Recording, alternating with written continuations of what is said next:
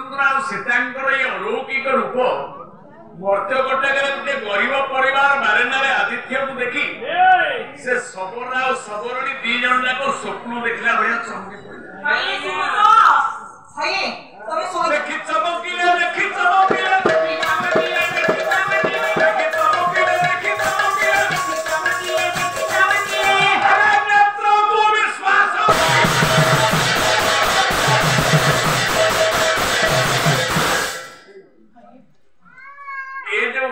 स्निग्ध सुंदर मुग्ध मनोहर रूप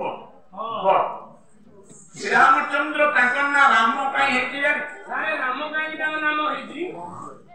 संत वाल्मीकि कहले रमणीय ये दुनिया रे जते सुंदर वस्तु अछि लो मां जते सौंदर्यमय वस्तु अछि जते स्निग्धता वस्तु अछि सबुठार रावण हो रामचंद्र होतनि रमणीय आज्ञा अत्यंत रमणीय होइथिबार ताको ना राम आज्ञा आउका हकी कोन बाबाजी गुडा को मध्य जंगल रे रामचंद्र को देखि कहले हम संसार करी बाबाजी कहले संसार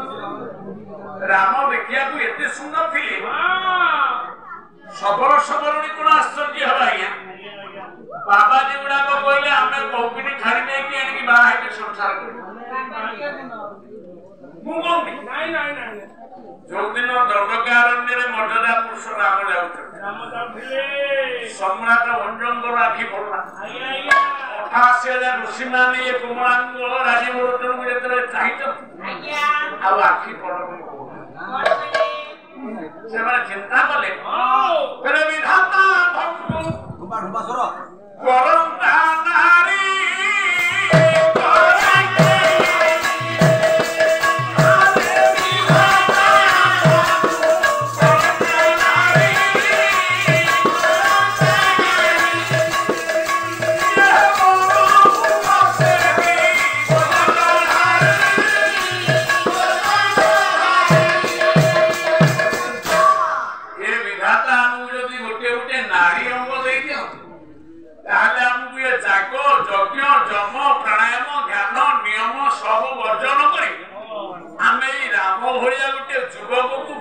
संसार तार अर्थ रामचंद्र सौंदर्यता एते तीक्ष्ण थिला एते रमणीय थिला खाली जे बाबाजी माने नुहे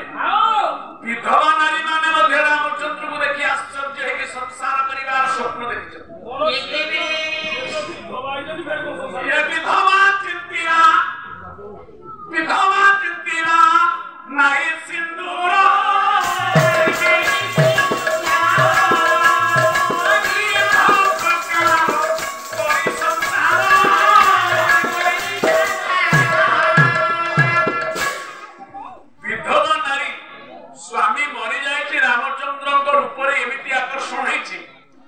से भी सिंदूर खोलवा दे कि रामचंद्र को नम्र निवेदन करछि मते तमे बाहुआ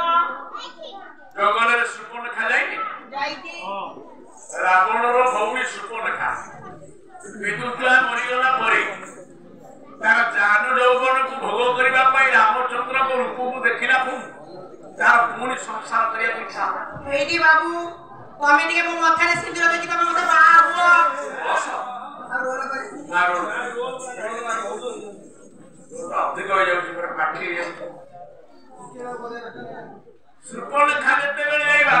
रामचंद्र को विवाह रामचंद्र बुझे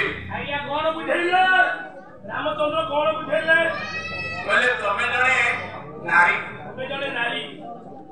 नारी हेले नारायण तमे विवाहिता नारी विधवा है कि पुणी थरे परपुरुष को देखि आकृष्ट हवा एटा तमर होची पाप नारी माने विवाहित है अन्य पुरुष को लक्ष्य करले कोन हुए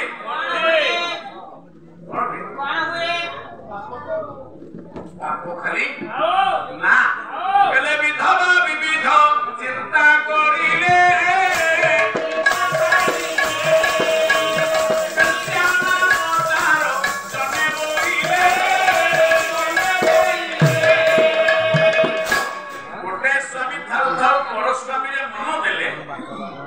बेस्या बोली